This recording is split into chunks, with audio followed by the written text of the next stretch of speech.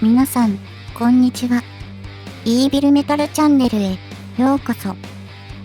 コミュニティの方でも伝えましたが、今回の動画から海外の方に向けても動画を発信していくことに決めました。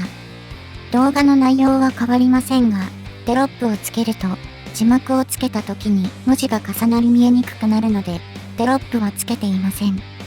YouTube の設定から字幕を追加していただければ、日本語、英語のどちらかの文字が出てくる仕様になっています。さて、今回の動画は、メロディックスピードメタルバンドのファイヤーウィンドが2024年3月1日にニューアルバムをリリースすることが決定したそうなので、そちらについて皆さんと一緒に触れていきたいと思います。動画の最後では、ファイヤーウィンドについて色々と語っているので、ぜひ最後までご覧ください。ジューダス・プリーストに続き、ファイヤーウィンドも新譜を発表とは、もしかすると、2024年はメタルヘッズにとって最高の1年になりそうな予感がしますね。このチャンネルでは、ロックとメタルを中心に、皆さんが楽しんでいただけるような情報をお届けしています。皆さんのメタルライフの一つになれるようなチャンネルを目指していますので、ヘビメタルを愛する人は、ぜひチャンネル登録、高評価よろしくお願いします。それでは、メタルの歴史を振り返っていきましょう。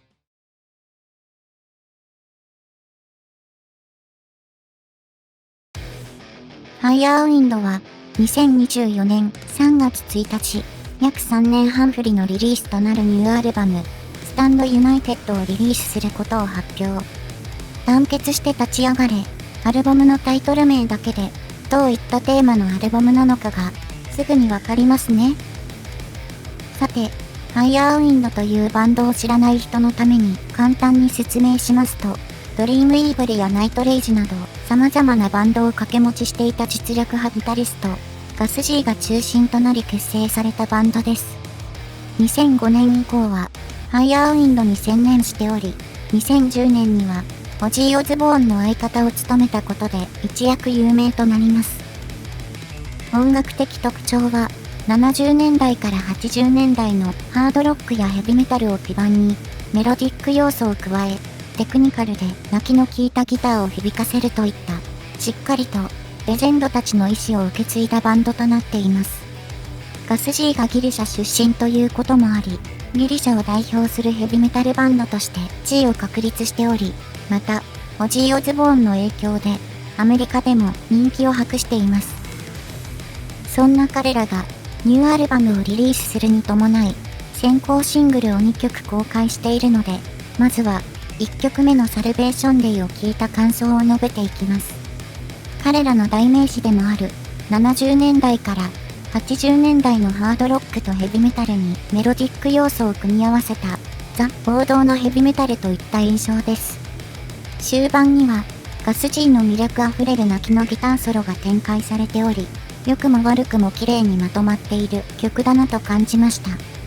良い曲ではあるのですが、あまり面白みは感じられず、ボーカルも良い声をしているのですが、なんか、このバンドには違うんだよな感があるんですよね。それについては後で話しますが。2曲目のデスティニーズ・コーリングも、いまいち乗れない曲で、バックに流れているシンセ音がかなり邪魔してくるんですよね。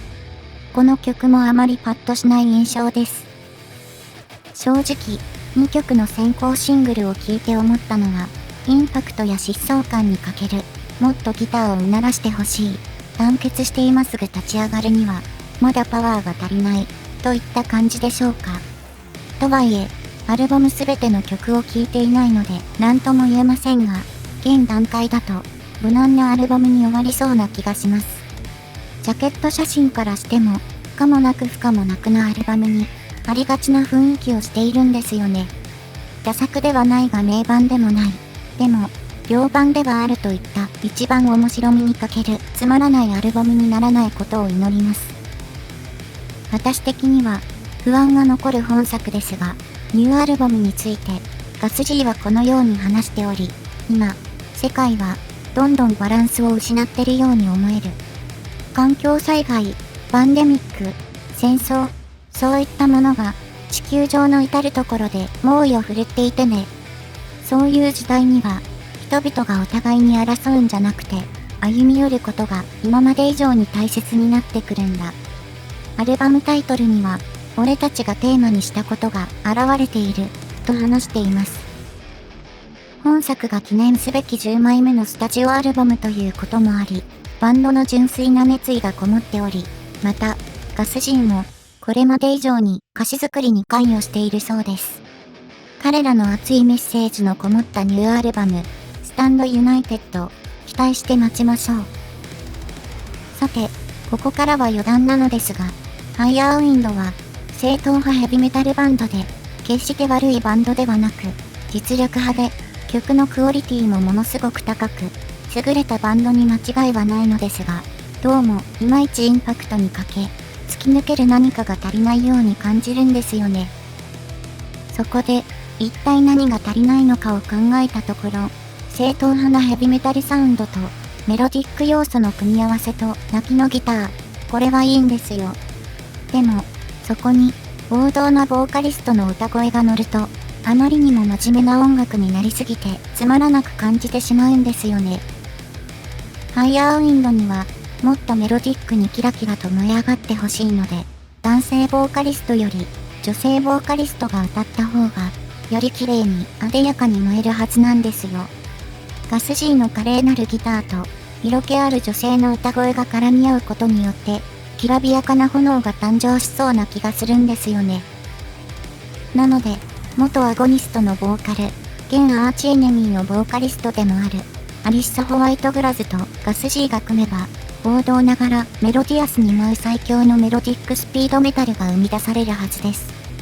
実際、二人は交流もあり、2020年には、ビートルズの曲を、ガス G がアコースティックギターで弾き、アリッサが歌うといった音楽イベントが開催されていて、YouTube でも聴けるのですが、すごく相性がいいんですよね。アリッサの爆発力あるスクリームと、美しいソプラノボイスがあれば、王道、正統派なファイヤーウィンドの曲は一気に入ると思いますし、もっと、中二病要素、いわゆるメロディックデスメタル要素を強めるか、もしくは、もっと初期の頃みたいにパワーメタルに突っ切ればいいのになって思います。散々、こんなことを言いながらも、初期3作のアルバムは大好きなアルバムでもありますし、素晴らしい作品だと思います。